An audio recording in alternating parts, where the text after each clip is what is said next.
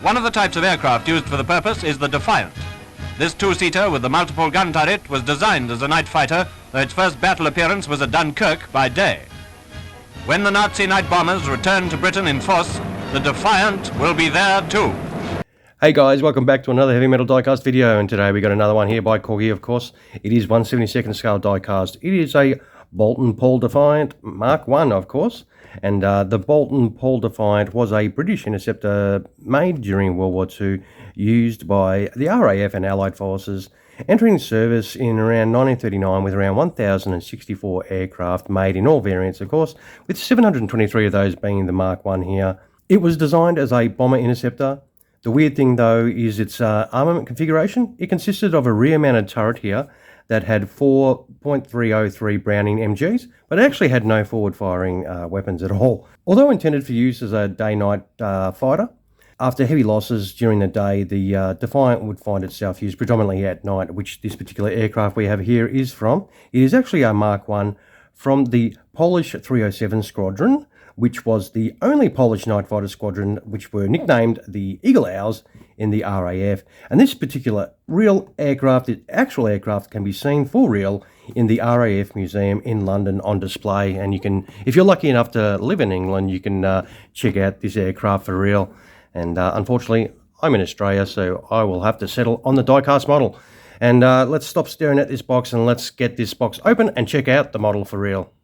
So here we have the blister pack out of the box. It does come with a set of instructions too, which is weirdly enough, because I don't recall ever getting a Corgi one that does have some instructions for doing some things on this. It does come with the standard collector card deal that does have some information if your eyesight is fantastic or if you need glasses. But that is pretty cool. But we'll get that lid off, and it does come with a standard stand. It also comes with the baggie that does contain all the landing gear parts and other accessories that you will need to no doubt put on the aircraft. And the actual aircraft inside, let's see if we can get this out. And we have got this. We'll move this packet out of the way.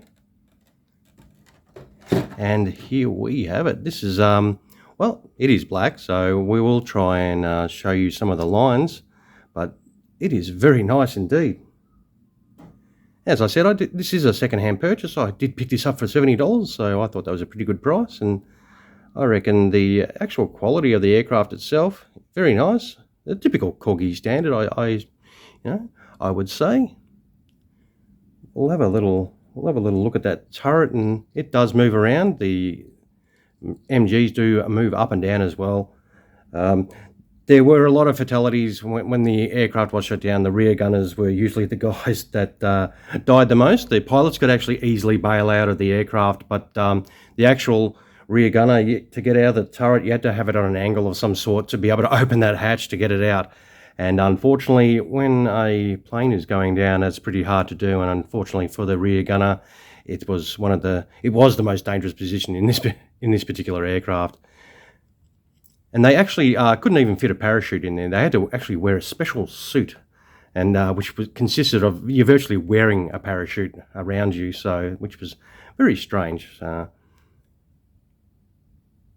I reckon this one comes up a treat. Yeah, looks very nice. Propeller, yep, does spin beautifully. Hopefully you can see. We'll try and zoom in a little bit for the panel line deal, and it is hard to see with the black.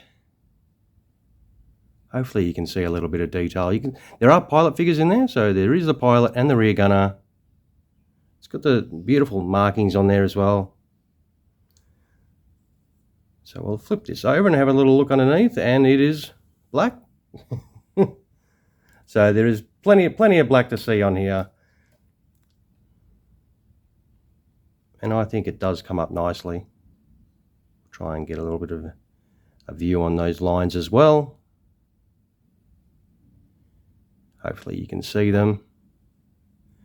And well, what we'll do is, the deal, while we've got it sitting like this, we'll put some landing gear on it and set it all up. What I want to quickly show you, it does come with two sets of fairings that you put in the rear around the turret.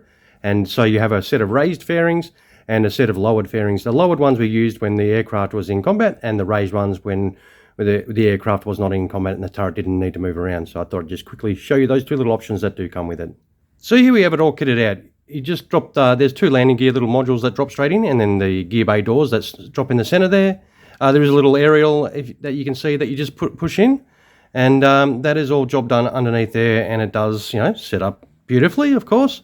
And then we'll flip it back over, and on here you just, as I said about those fairings, you just put the 2 little fairing pieces in those sections, and I've put mine in the lowered position so the turret can move around and it's prepared for combat. And that's pretty much all you do on top, and it's all set up ready to display. And this does, you know, a very unusual aircraft, and I think it does set up very nicely. And if you can grab one of these for your collection, I'm sure you'll be pretty happy. The turret detail and everything is really nice. The guns are a little bit loose and floppy, but that doesn't really matter. But I think overall it is a pretty nice build of a fairly, you know, unusual aircraft, to be honest.